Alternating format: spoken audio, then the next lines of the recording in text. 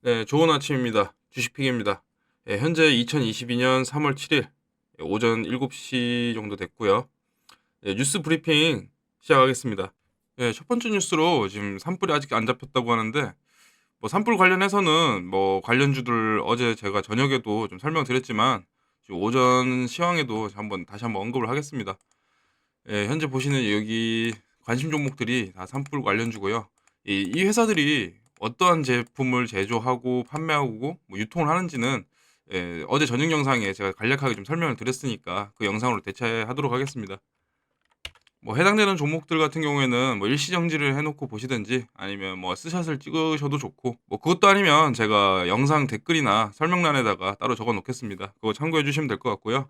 요 뉴스 같은 경우에는 어제 언급을 했기 때문에 바로 넘어가도록 하겠습니다. 다음 뉴스로 지금 미국에서 유럽 동맹국가 러시아산 원유 수입 금지 적극 협의 중이라고 하는데요. 지금 안 그래도 전쟁 리스크 때문에 원유 가격이 지금 천정부지로 좀 치솟고 있는 와중인데 지금 러시아에서 생산한 원유 수입을 금지하겠다. 그러니까 지금 지구에 매장돼 있는 이 화석 에너지 양 자체는 총량은 지금 한정적인데 러시아에서 생산한 것은 수입하지 않겠다, 소비하지 않겠다는 것은 사실상 원유 공급량에 지대한 영향을 끼칠 거기 때문에 이 또한 원유 가격의 지금 상승을 촉진할 수밖에 없는 상황이라고 볼 수 있겠죠. 요즘은 제가 이 유튜브 영상을 만들면서 항상 계속 인플레이션 이야기를 그리고 긴축 이야기를 좀 주로 드리는 것 같은데 이 뉴스랑 엮어서 지금 다시 볼 게 뭐냐면은 지금 세계 식량 가격 지수가 140.7 역대 최고 식량 공급량 취약계층 먼저 덮친다라는 지금 그 다음 뉴스가 나왔는데 다른 문구가 문제가 아니고 지금 이 역대 최고라는 걸만 보시면 돼요. 지금 사실 지금 인베스팅닷컴에서 미국 옥수수 선물 가격을 지금 추적을 해보시면 지금 752불이거든요. 752불인데 좀 차트를 좀 키워볼게요. 월봉으로 보시게 되면 이때가 지금 2012년이거든요. 2012년이고 요때 2011년이에요. 2011년에 지금 대기근이 있었죠. 그때 가격이랑 지금 똑같다는 얘기입니다. 지금 현재 가격이 요때가 지금 대기근 시절인데 지금 가격이 이때랑 비슷하다. 그 정도로 지금 식량 가격이 많이 올라갔다. 자, 그러면 저 뭐 미래생명 자원이라든지 뭐 이지바이오, 팜스토리 뭐 이런 식품 관련주들 뭐 네이버 검색하시면 다 나올 테니까 뭐 따로 언급은 안 드리겠습니다. 지금 원유 이야기하다가 왜 지금 식물, 곡물, 사료, 비료 쪽을 얘기를 하느냐? 아니 뭐 미국에 있는 옥수수를 저희가 수입하려면 당연히 배로 들어올 수밖에 없겠죠. 뭐 항공이라든지. 그러면 그 항공이나 배가 움직이려면 원동력이 결국에는 기름이거든요. 지금 안 그래도 지금 화폐 가치가 하락하면서 고도의 인플레이션이 지금 팽배한 세상인데 원유 가격까지 올라가 버리면 결국에는 운임료가 올라간다는 거잖아요. 그래서 지금 곡물 사료뿐만이 아니고 뭐 철광석이나 비철광물 같은 이 원자재 가격도 당분간은 떨어지지 않을 것이다. 계속 상승할 것이다. 라고 지금 생각을 하고요. 이 다음 뉴스를 보시면 거기다 이제 물류난까지 심화됐습니다. 물류난 심화에 주목받는 HMM, 뭐 현대상선이죠. 한 달간 52% 폭등.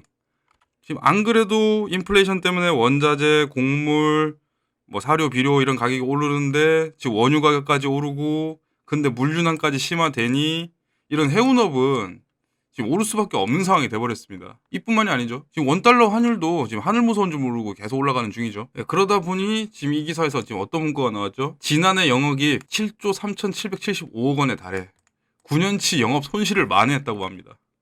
그러니까 9년 동안 적자를 본 걸 지난해 영업이익으로 지금 엎어쳤다는 얘기예요, 한 번에. 그 정도로 어떻게 보면 이제 해운 쪽이 지금 수혜를 보고 있는 상황인데 지금 이게 원유 가격이 계속 상승하면 우리나라 증시에 뭐 당연히 좋을 수는 없죠. 장기적으로 봤을 때. 뭐 공장 돌리려면 당연히 기름이 들어가야 되니까. 근데 우리나라는 산유국이 아니고. 근데 이게 지금 엄청난 악순환이라고 볼 수 있는 게 지금 인플레로 인해서 지금 원자재 가격이 지금 올라가는 와중에 뭐 사료 비료까지 포함해서요. 곡물 가격까지. 그런 와중에 지금 원유 가격이 올라가니 지금 이 해운 쪽에서 이 배를 움직이려면 기름을 써야 되는데 뭐 손해보고 얘네들 장사를 할 수 있는 게 아니니까 그 운임료가 올라갈 수밖에 없고 그럼 상품의 가격은 결국에는 상품 가격 플러스 배달료, 운임비인 건데 뭐 예를 들어 5천 원짜리를 배달료 5천 원 주고 샀다. 그럼 이거는 결국에 만 원 주고 산 거잖아요. 결국은 이게 인플레를 촉진시킬 수밖에 없는 그런 상황이다. 지금 악순환 중에 있다. 이렇게 생각하시면 될 것 같습니다. 그렇다면 결국에 이 인플레를 잡기 위해서는 지금 화폐 가치를 올릴 수밖에 없는데 화폐 가치를 올리기 위해서는 결국엔 긴축을 해야겠죠. 그럼 긴축을 하게 되니까 결국에는 미달러 ETF가 고공행진한다. 이제 금융 불안에 뭐 환율 쑥, 미달러, ETF 고공행진이라고 기사가 나왔는데 뭐 사실 이건 반은 맞고 반은 틀린 이야기 같아요. 제 생각에는. 뭐 금융 불안 때문에 미달러 ETF 고공행진했다기보다는 결국에는 뭐 어제 영상에서도 말씀드렸지만 뭐 전쟁을 하든 말든 뭘 어떻게 하든 말든 결국 시장에 지금 이때까지 풀어놓은 돈을 어떻게 흡수하느냐, 어떻게 긴축하느냐, 긴축을 빨리 하느냐, 늦게 하느냐 이게 가장 중요하다고 생각하거든요. 긴축을 하게 되면 이머징 마켓에는 그러니까 뭐 우리나라나 뭐 러시아 뭐 다른 나라들 이머징 마켓에서는 자금이 나올 수밖에 없어요 사실. 그래서 안전자산인 뭐 달러나 금 쪽으로 지금 현금 흐름이 지금 가고 있다고 봐야 될 거고 보시면은 미국 달러 선물 신고가 랠리 속 거래량도 2배로 거래량이 2배로 떴다는 게 중요한 키워드가 되겠죠. 자 다음 뉴스로 이게 좀 결이 다른 뉴스긴 한데 올해도 국제선 여객 수요 회복 더뎌 FSC, LCC 격차 더 벌어진다. 이게 지금 왜 벌어지냐면은 여기 나와 있네요. LCC 화물운송 사업 확대 고려해야.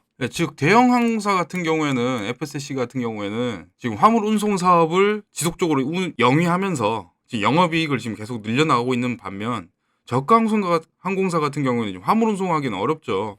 노선 자체가 거의 국내선이니까. 그래서 뭐 지금 리오프닝 뭐 관련주로 뭐 여행, 레저, 뭐 항공사 뭐 이런 거 많이 생각을 하실 텐데 이 또 야수의 심장을 가신 또 그런 개인 투자자분들 같은 경우에는 이런 좀 대형주보다는 좀 소형주로 좀 드라마틱한 수익률을 한번 노려보겠다. 뭐 이렇게 생각하시는 게 뭐 나쁘지도 않고 전 틀리지도 않다고는 생각합니다. 그런데 대형주는 대형주인 이유가 있고 또 소형주는 소형주인 이유가 있는 게 딱 이런 데서 벌어지는 거예요, 사실. 잠깐 차트를 보면은 이게 대한항공 차트인데 지금 코로나 이후에 지금 가격이 오른 상태에서 뭐 지금 그렇게 내려오지도 않았어요 사실. 그만큼 대한항공 같은 경우에는 지금 뭐 여객 운임 같은 경우에는 많이 당연히 떨어졌겠지만 코로나 때문에 대신에 화물 수송을 하면서 영업이익을 유지를 했다고 볼 수 있겠죠. 그에 대한 내용이 딱 여기 있네요. 항공 화물 수요는 올해에도 호조세를 이어갈 것으로 보인다. 코로나 이후 FSC들이 화물 운송 사업 비율을 2019년 20% 수준에서 지난해 70%까지 늘리면서 대한항공은 1조 4,644억 원, 아시아나는 4,565억 원의 영업이익을 올렸다라고 합니다. 그래서 결국엔 대장주 하는 거겠죠. 다음 뉴스로 조금 안 좋은 뉴스인데 증시 떠나는 개미, 증권사 배당으로 주가 방어. 결국에는 핵심은 증시를 떠나는 개미가 되겠죠. 최근 증시가 하락하자 지친 동학개미가 떠나고 있다.